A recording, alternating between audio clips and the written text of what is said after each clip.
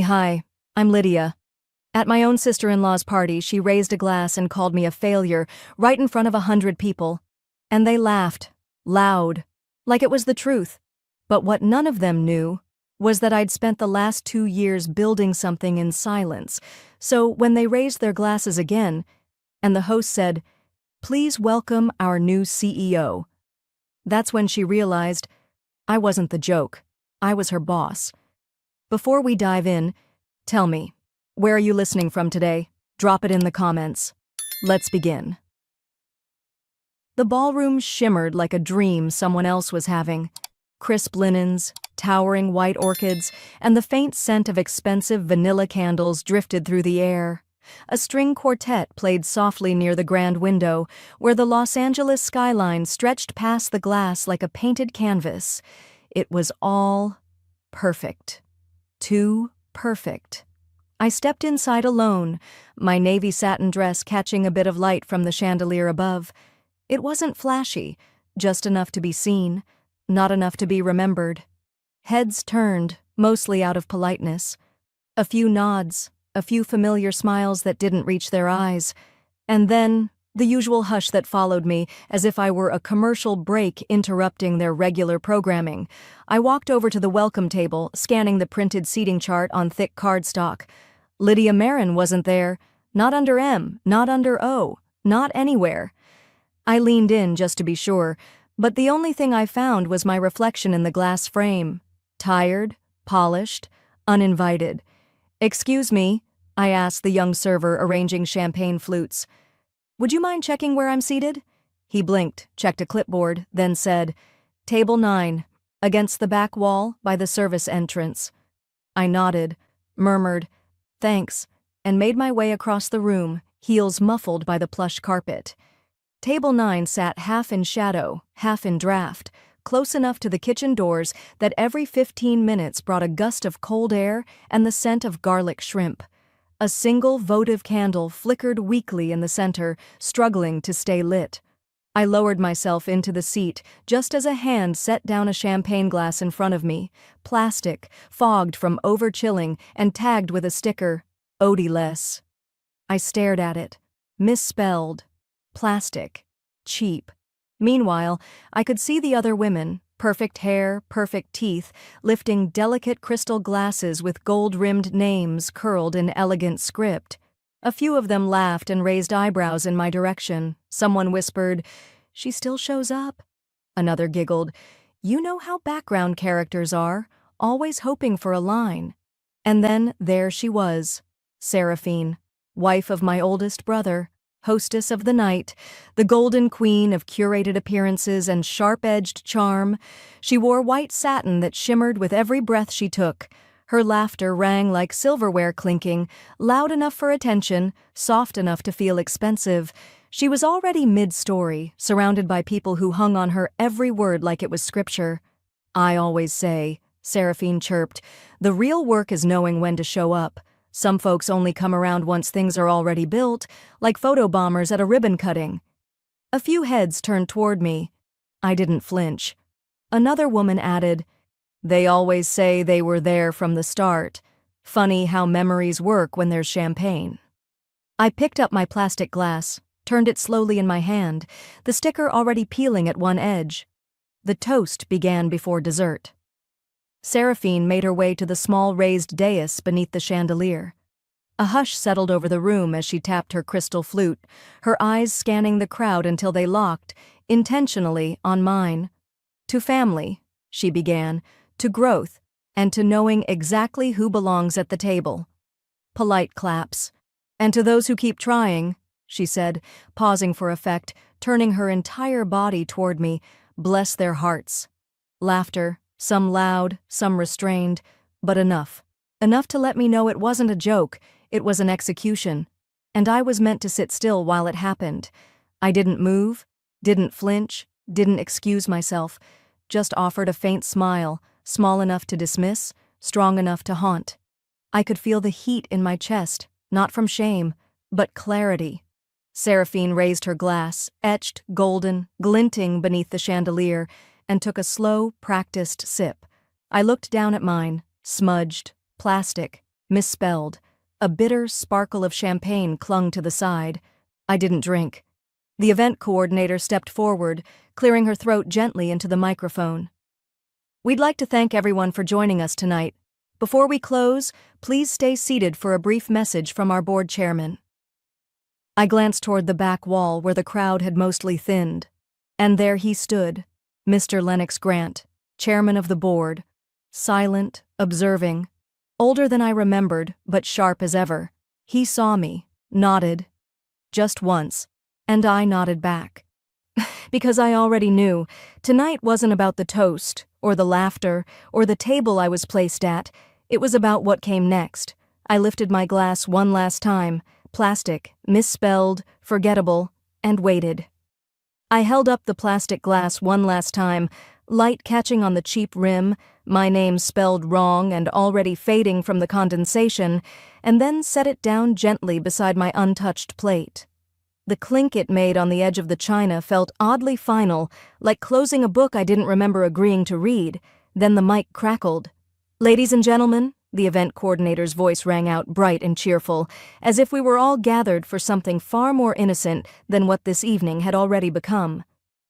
"Please raise your glass, because it's time to welcome our new CEO." There was a ripple across the room. Not the kind that moves with joy, but the kind that sucks the air right out of it. Forks paused. A server dropped a napkin. Someone at the corner table let out a soft gasp, then immediately tried to cough it away. Eyes darted like minnows, back and forth, seeking the obvious candidate. Everyone turned to look toward the oldest of the Marin brothers, Jeremiah, Seraphine's husband. He adjusted his cuff, half lifted his glass, and then froze as the silence held. No one called his name. Then the chairman stood, a man of few words, known more for shaking hands in back rooms than making announcements in front of chandeliers, and yet his voice cut through the tension like a knife gliding through butter. "Ms. Lydia Marin," he said evenly, "congratulations." I didn't move right away. Not out of shock. I already knew. I took my time. Smoothed the creases of my navy satin dress, ran a hand through my curls, and stepped forward. Not too fast, not seeking the spotlight, but not avoiding it either. Just arriving. As if this was where I was always meant to stand. The murmurs followed in my wake like whispers through leaves. Wait. Lydia? Her? I thought she was just... Isn't she the one who works in compliance or something? I didn't look back. Up front, near the raised platform, the same young server who'd given me the plastic cup earlier now rushed forward with red cheeks and trembling hands. He placed a new glass on the edge of the podium, clear crystal, etched with my name in gold. This time the spelling was right. I gave him a soft nod. He didn't meet my eyes, just bowed his head and backed away. Behind me, Seraphine hadn't moved. She sat stiffly, still holding her own sparkling flute like it was fused to her fingers. The confident tilt of her chin hadn't dropped, but the corners of her lips, once curved in amusement, now pulled tight, like elastic under strain. I caught the low whisper from her left. "Wait, she's the CEO?" Her fingers twitched. Her husband leaned slightly forward, confused. I could feel the silence swelling again. So I took the mic. "Thank you," I began, my voice steady but not cold. "I've worked behind the scenes for a long time. That was always where I was placed. And for a while, I believed that was where I belonged." I paused. Let the words settle. But here's the thing about rooms like these. Sometimes the quietest person in the room is the one who built the room. A longer pause this time. I didn't rush. I let the words hang there, simple and unpolished, like wood exposed beneath a velvet tablecloth. Then, just one clap. It came from the back. I didn't turn to see who it was. Another followed, then another. And just like that, the room that had turned on me an hour ago now turned again. This time with measured respect. Not warmth, not quite celebration, but recognition. And in a family like mine, that's far more valuable than applause. I stepped down, walked slowly through the center aisle, past tables filled with eyes I'd known since childhood, eyes that had never truly seen me until tonight. And then I passed her. Seraphine. She didn't blink, just tilted her head slightly, the remnants of her smirk still clinging to her face like stage makeup that didn't wash off. "You set this up," she hissed under her breath. I paused, met her gaze with calm, deliberate silence. Then I said, "No, you just never saw it coming." I didn't stop walking, didn't wait for her reply. I didn't need to. Somewhere behind me, another server called out for dessert trays. Champagne was being refilled. The party resumed its rhythm. But a new current had begun running beneath it all, one I didn't need to direct. It had already started. Her words stuck to me like perfume. Fake, cloying, and impossible to forget. I turned away from Seraphine, but her perfume still clung to me, like her pride, manufactured and overbearing. The clinking of glasses behind me grew distant as I stepped back toward the edge of the ballroom. Not out of fear. I needed air. Not the kind you breathe, but the kind that clears your mind when you've been pretending for too long. 6 months earlier, no one looked twice when I stayed late in the boardroom. Seraphine had just pushed through a new holiday bonus policy, one that looked generous on the surface, but quietly redirected payouts to employees connected to her inner circle. Incentives for loyalty, she'd called them. Loyalty to her, not the company. That was the final push I needed. The truth? I'd already been meeting with Jonas Merritt, our late founder's personal lawyer, for over a year. It started with a question I asked quietly during a Thanksgiving dinner while Seraphine was boasting about her husband's new promotion. "Was there ever a succession clause my father-in-law had drafted?" I had whispered, almost as an afterthought. Jonas blinked once and said, "There was, but it was sealed, until certain conditions were met." Conditions. I spent the next 6 months making sure they were. While my brothers-in-law argued about titles in glass offices they never cleaned, I sat quietly beside the accounts team. I listened. I gathered. I filed everything. No big scandals, just 1,000 paper cuts, petty misuse of funds, suspicious vendor favoritism, kickbacks, whispered deals with cousins' companies, death by ethics review. They never noticed me, which is exactly what I needed. "You don't need to fight noise with noise," Mr. Merritt had told me once on the phone. It was past midnight. He'd called after seeing the latest bonus report. "You listen, you learn, and when they've built their castle out of sand, you sign." He always ended those calls the same way. "Don't shout. Sign." So I did. 2 weeks before the gala, I walked into the boardroom at 7:00 p.m. sharp. No cameras, just the chairwoman, Jonas, and a simple manila folder. Clause 7B, it stated, in the event of misconduct, verified through a third-party ethics review, and failure to meet fiscal KPIs 3 quarters in a row, the successor named in Clause 7B shall be activated without family vote or public announcement. I signed it without blinking. I didn't need applause. I needed accountability. And now here I stood, in a ballroom full of people who once saw me as the artsy one. They'd always said it kindly, like patting a child on the head. I wore bright colors, had a design background, and didn't raise my voice in meetings. They assumed I didn't understand profit-loss sheets. They never asked how the healthcare division turned profitable in Q2 last year. I didn't tell them I wrote the fix. I didn't tell them I'd rebuilt it under Matthew's name, because they never would have believed it. But Jonas knew. And so did the board. "Excuse me, ma'am," a quiet voice brought me back. A server in a navy vest, the same one who'd handed me a plastic flute earlier, now approached with careful steps. He held out a tray. This time, the glass was crystal, etched. My name, correctly spelled in cursive. No room for errors now. I took it gently. Then he leaned in, lowered his voice. "Ms. Marin. She's asked to see you." I glanced at him. "She?" He nodded once.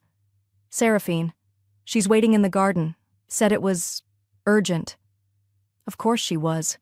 I turned slightly and caught a glimpse of her through the open glass doors leading to the terrace. She stood by the ivy wall, arms crossed, heels tapping, lips moving fast as if rehearsing something, or unraveling. I didn't hesitate. Let the queen summon me. I had no crown to prove. I stepped through the glass doors, heels tapping against the stone path that curved softly through the terrace. The air had shifted, no longer scented with clinking flutes and sugar-dipped laughter, but something cooler, still, like the hush before a Texas thunderstorm. Up ahead, under a curtain of warm fairy lights and towering white roses, stood Seraphine. Her back was rigid, arms crossed, chin slightly raised. But she wasn't smiling now. She didn't offer me wine, no kiss on the cheek, no darling in that silky voice she always used for show. Instead, her eyes flicked toward mine and held. "You blindsided me," she said through gritted teeth, "in front of everyone." I didn't flinch. I didn't even blink. I let the night stretch around us, thick and humming with invisible tension. Then I answered, calm as ever. "You warned me once," I said, "and I listened." Seraphine's jaw clenched. For a moment I thought she might throw the champagne glass still trembling in her right hand. But she didn't. Instead, she took a slow step closer and lowered her voice like she thought we were still equals, still women behind the same curtain. "You could have told me," she hissed, "given me a heads up. This wasn't classy, Lydia." I tilted my head. "Like the time you told me not to attend the leadership retreat because we needed people who actually understood profit margins? That was classy?" Her nostrils flared, but I didn't stop. "You were right, though. That table wasn't mine, so I built one of my own." Silence. Just the soft hum of the garden lights overhead and the faint sound of laughter from inside, still oblivious. She looked at me like she was trying to rewrite the story in her head, recast herself as the victim in a play she didn't realize had already closed. "You used him," she snapped finally. "You wormed your way into Dad's heart when he was vulnerable, took advantage of his legacy, of his illness, of all of us. You skipped the line." I almost laughed, not out of cruelty, but out of deep, exhausted knowing. I reached into the slim black clutch under my arm, unzipped it, and pulled out a neat, folded set of papers. I didn't hand them to her. I just held them up. "Here's the internal audit you edited with Carolyn 3 years ago. You changed bonus allocations to reward your friends. And here," I flipped another page, "this is the report you buried after an ethics flag from HR. You remember the one? About the vendor contracts your college roommate suddenly started winning?" Seraphine paled, just slightly, like a porcelain doll someone tapped too hard. But she caught herself, raised her chin. "You're going to ruin this family," she said. I met her gaze. No tremble, no fire. Just clarity. "I didn't ruin anything," I said quietly. "I just stopped playing dead." Her lips parted, maybe to argue, maybe to beg. But the words never came, just a blink. And then another. "You always thought I was quiet because I had nothing to say?" I added, stepping past her. "But I was just making space, so people like you could show me exactly who you are." I paused near the gate, looking back one last time. "You're still invited to Monday's executive meeting. Your name card's waiting up front. First topic, HR investigations. See you there." And I walked away. The air inside the ballroom hit different this time. Brighter somehow. I passed the dessert table without even glancing. Past groups of people who didn't look at me the same anymore. Some surprised, some calculating, a few downright wary. Just as I reached the archway near the marble staircase, a voice called out from behind me. Soft, familiar, careful. "Lydia, do you have a moment?" I turned. It wasn't Seraphine. It was Eleanor, Chairman Beaufort's wife, a woman I hadn't spoken to in nearly 6 years. She wasn't smiling. That alone told me something big had shifted. She stood slightly to the left of the ballroom arch, half tucked behind the curtain, her posture still, hands clasped neatly over her clutch. I wouldn't have noticed her if it weren't for how still she was. Everyone else was clinking glasses, adjusting collars, whispering too loudly behind napkins. But Dana Linley, she watched. I paused mid-step. For a breath too long, we just stood there. Me, in my heels, still humming from the garden's tension, and her, regal as ever in soft gold silk. Finally, she tilted her head, barely a nod. But it was enough. Would you walk with me a moment? Her voice just like I remembered. Smooth, practiced, never rushed. We moved through the corridor side by side, neither of us speaking as we passed staff clearing trays and guests moving toward the after-dinner lounge. She led me to a quiet alcove off the east wing, where candlelight flickered across an old oil painting of the Linley estate. I hadn't stood in that space since the night Robert had been honored for his lifetime achievement. That night, no one had noticed when I slipped away early. Tonight, Dana noticed everything. "I'll be honest," she began, settling on the velvet bench near the window. "I didn't think you'd come back, not like this." I stayed standing, my back straight, but softened my voice. Neither did they. A smile flickered in the corner of her mouth, brief, knowing. Then her tone shifted. "I've been watching you for years," she said quietly. "Not because I doubted you, because I knew they would." My chest tightened, but I didn't interrupt. She wasn't here to flatter. "I remember the retreat in Colorado," she continued, "when Seraphine gave that ridiculous speech about protecting the image of the company, and you weren't invited. I saw you walk back to your room alone that night, Lydia. You didn't cause a scene, you just absorbed it. Quietly." I blinked. That had been 8 years ago. I'd shared a shuttle ride with the caterers just to make it to that weekend, paid for my own room, and still, Seraphine had cut me from every leadership photo. Dana glanced up at me. "Do you know what I saw that night? Control. The kind most people never learn." She leaned back, then added, "And a kind of power I recognize." I finally sat, careful with my posture. I wasn't sure anyone saw. "They rarely do," she said. "But women like us, we find each other, even if it takes time." It surprised me to hear her say that. Dana Linley had always been an arm's-length figure, refined, gracious, untouched by the family mess. I used to think she was above it all. Now I realized she was just apart from it, by choice, not ignorance.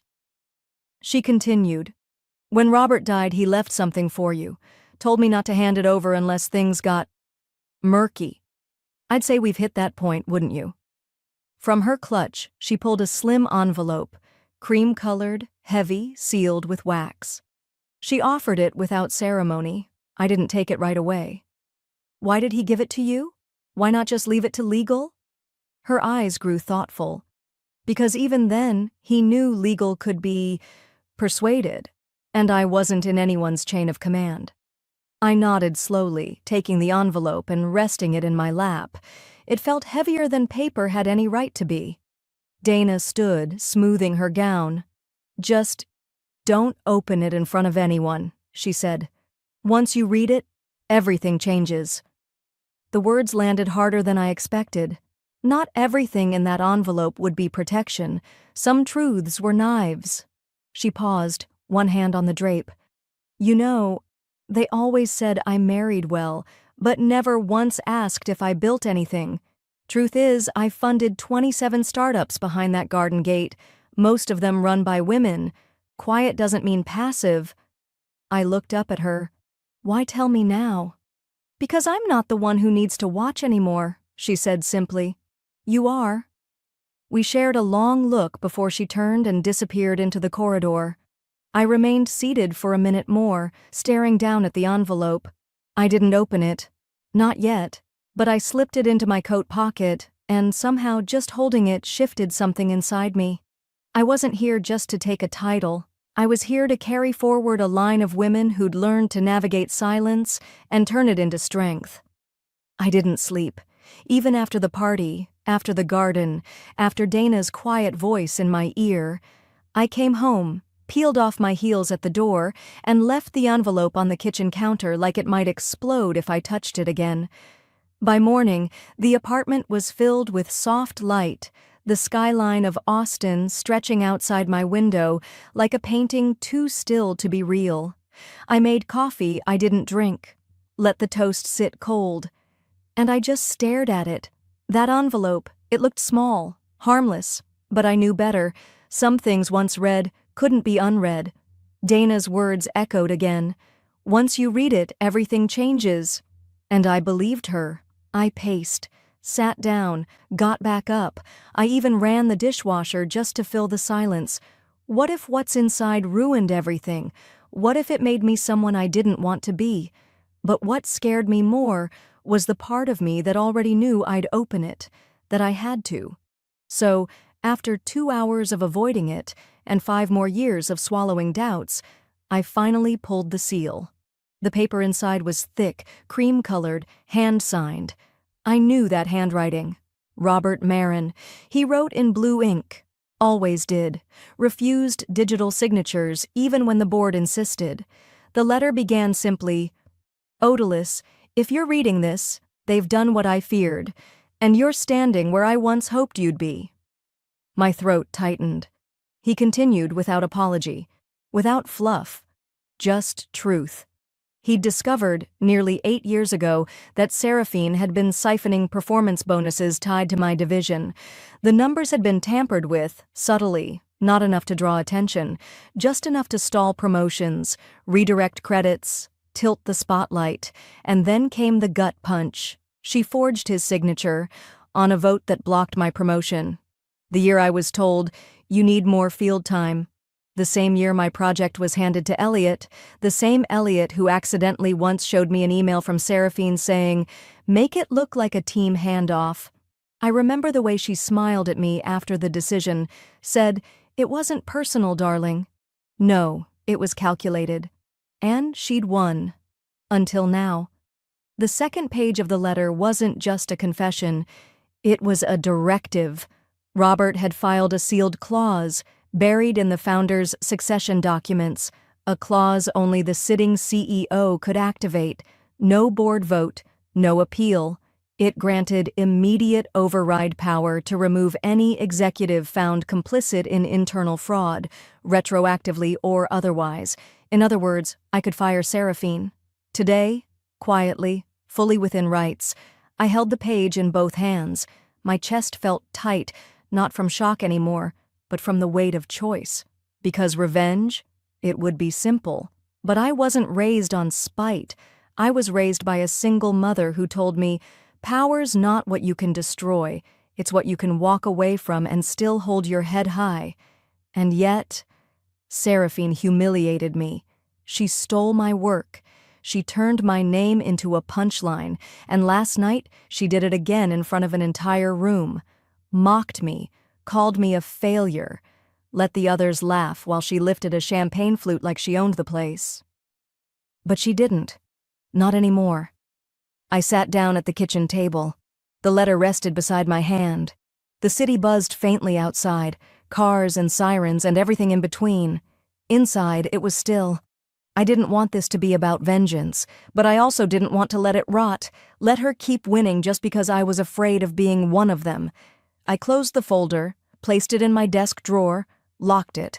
Then I reached for my coffee, and that's when my phone buzzed. Once, then again. A name popped up. George Tennyson, board member since the 90s. He rarely texted me. "Did you mean to circulate the founder's letter?" "It's being shared." I blinked. I hadn't sent it. My fingers went cold. The folder was still in the drawer. The seal broken? Yes, but still in my hands.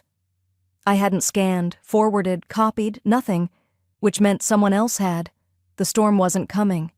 It had already started.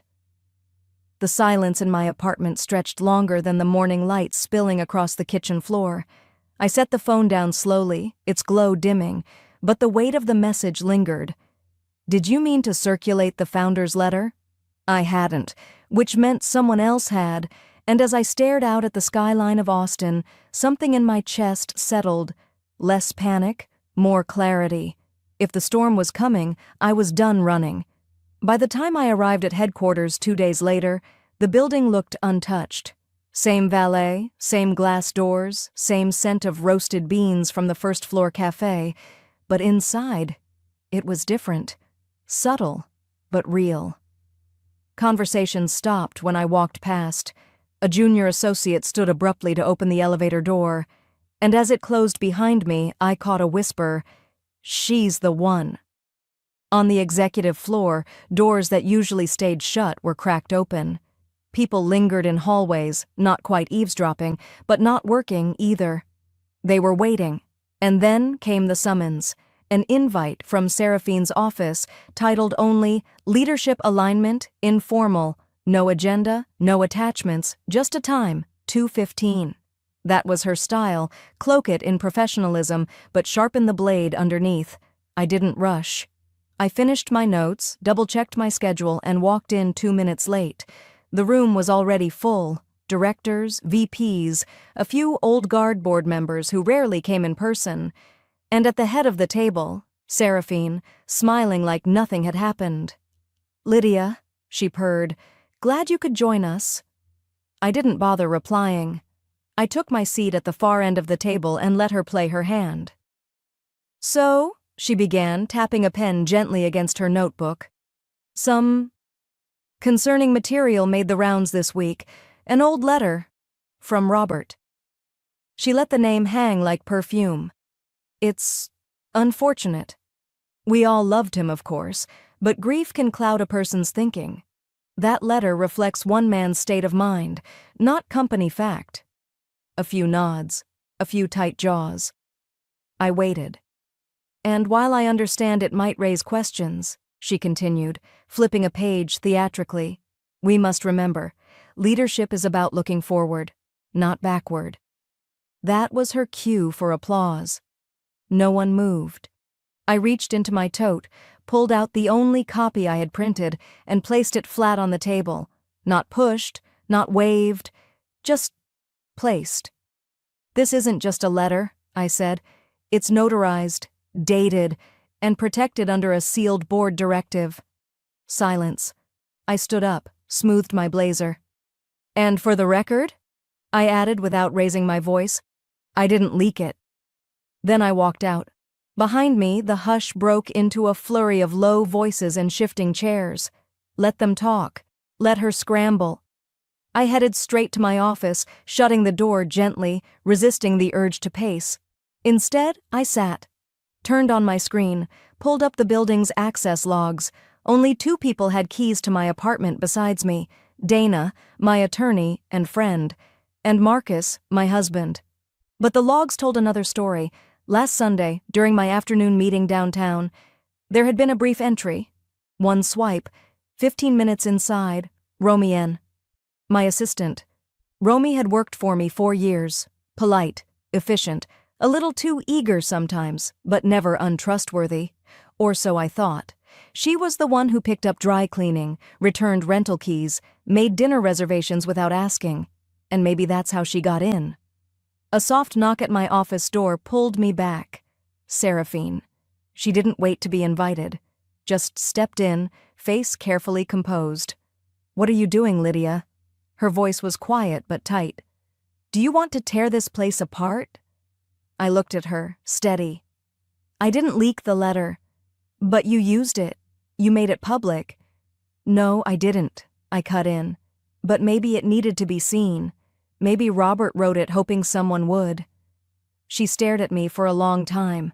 Her mouth opened, then closed, and just like that, her mask cracked. Not all at once, but enough. A twitch in her brow, a tremble in her voice when she said, "You think you can take this from me?" "No," I said. "I already have." She slammed the door on her way out. I exhaled. The air felt clearer. Then I picked up the phone, dialed HR. "I need to review the employment contract of Romy N. effective immediately." The line paused. "Yes, Ms. Marin. Should we flag for legal?" "Yes. And send her badge data to IT. I want everything backed up. Right now." I hung up, looked around my office. If loyalty had a price, I was ready to pay it, and end it.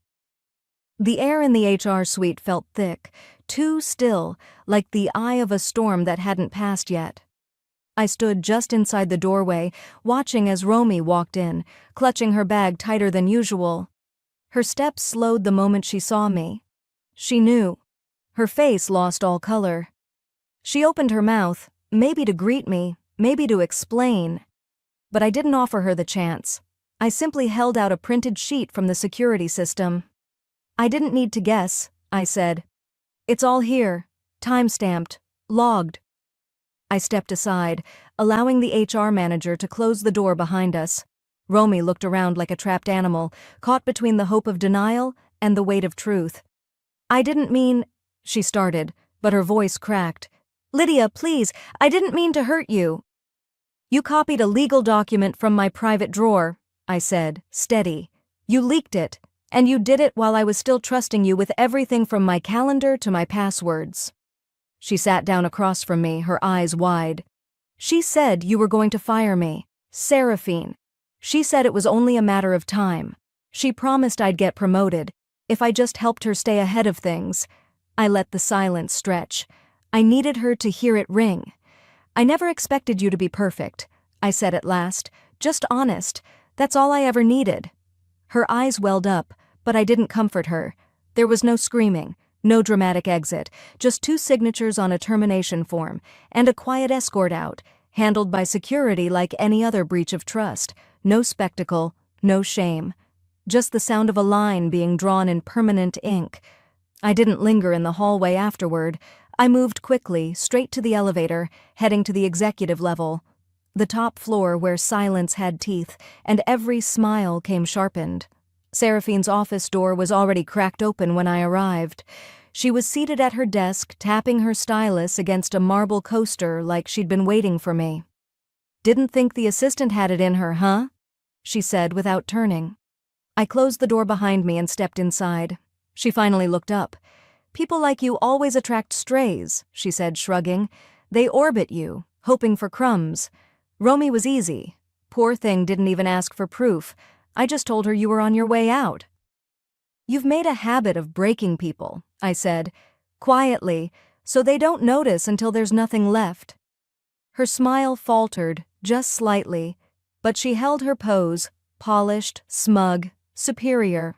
She didn't see the paper in my hand until I laid it gently on her desk. It was the board's signed vote. Fraud clause activated. Seraphine's access to sensitive systems would be locked down by close of business. An internal investigation would begin Monday. She was no longer untouchable. I didn't raise my voice. I didn't flinch. I just said, "Your choice now is simple." She skimmed the paper, and for the first time, she didn't have a response ready. "You can resign," I said, quietly, with your name still intact, or you can fight this. But if you do, I won't protect you. Every email, every transfer, every hush-hush incentive package you've ever pushed through, I'll hand it all over. Her laugh was bitter. You think I'm scared of you? I don't need you to be scared, I said. Just gone. There was a long beat of silence. She looked out her window, like maybe the skyline would offer her a better escape than I had. But she didn't speak. Not yes, not no. She just sat there, finally understanding the weight of the power she'd been playing with. I left her like that, alone, silent, still tapping her stylus, but slower now, like she wasn't sure what rhythm she'd been dancing to anymore. As I stepped into the hallway, my phone buzzed. The message was from the board's chair. "Prepare your materials. Monday is final." I stood there a moment longer, looking out the same glass panels Seraphine had just faced. But I wasn't waiting for approval or applause. I'd made my move, because power doesn't shout. It decides. The doors closed behind me, and for a long second, the boardroom stood still, air thick with things unsaid. Not even Seraphine moved. She sat poised, chin lifted, but the corners of her mouth had lost their tension. She wasn't smiling anymore. The chair of the board cleared his throat. "This morning," he began, "a special vote was conducted regarding the conduct and future leadership of Marin Tech." His voice was calm, but his hands were firm as he laid out the sealed statement. "After a thorough review of internal communications, fund reallocation records, and client disclosures," a slight shift rippled down the table. Eyes darted toward Seraphine, then back to the chairman. "The board has voted unanimously to remove Seraphine Duveau from all executive duties, effective immediately. Her resignation has been received and accepted." The only sound that followed was the rustle of Seraphine's custom blazer brushing the arms of her chair as she slowly stood. She didn't argue. She didn't ask for another chance. For the first time since I'd met her, she looked unsure, not defeated, but no longer untouchable. No one reached to shake her hand. She gave the room a shallow nod and walked out. The door clicked shut. The silence that followed wasn't empty. It was clean, like something had been exhaled after years of being held in. All eyes turned to me, but I didn't stand. I didn't offer a speech or a smile. I just said, "Let's get to work." That was it. The applause that followed didn't erupt. It built slowly, genuinely, not for victory, but for something rarer: steadiness. Later that evening, when the formalities ended and the business press had already begun speculating names and strategies, I sat in the very seat Seraphine used to claim. Same desk, same skyline view. But I wasn't interested in ownership. I was interested in what came next. My fingers traced the edge of the desk, grounding myself, and that's when I heard the laughter again, not in the room, but in my memory. The echo of that night. The glittering ballroom, the flash of camera lights, my sister-in-law's voice ringing clear over the clink of champagne glasses. "Please, everyone, a toast to the future of this company, and to our dear Lydia, who always tried her best. Bless her heart. I mean, failure isn't the worst thing in the world, right?" Her cackle had been the signal. The room had followed. They'd laughed too, some louder than others, but none of them were laughing now. Same building, same crowd. But when the chair of the board stood and said, "Please welcome our new CEO, Lydia Marin," the room went still. You could hear the HVAC humming, forks frozen mid-air. Even the champagne flutes seemed to hesitate. She looked up slowly across the room. My sister-in-law's eyes met mine, and that's when she knew. I wasn't the try hard anymore. I'd earned every hour she'd mocked. Every night I stayed up while they partied. Every document I buried myself in while they posted filtered photos from rooftop spas. I had built something, with no spotlight, no applause, no cheerleading committee. Power didn't come from the mic. It came from knowing you could rise when no one clapped for you. Later, when the event thinned out and the air turned warmer with softer music and nervous attempts at reconnection, someone slipped me a folded note. Neat cursive. No name on the front, but I knew the handwriting. Dana Linley. It read, "Your father-in-law chose right, but you made him proud in your own way." I folded the note carefully and slipped it into my inner coat pocket, right where the contract had sat just days earlier. And then I breathed. Not a sigh. Just air. Finally, mine. The office lights dimmed as the staff began to filter out, and I stayed in my chair a little longer, looking out over the city. No words, no plans, just a moment, not to celebrate, not even to reflect, but to finally sit in a space I didn't have to fight for anymore. Some victories don't need a microphone. They just need time. Time to rise, time to remember, and time to prove that being overlooked never meant I was lost.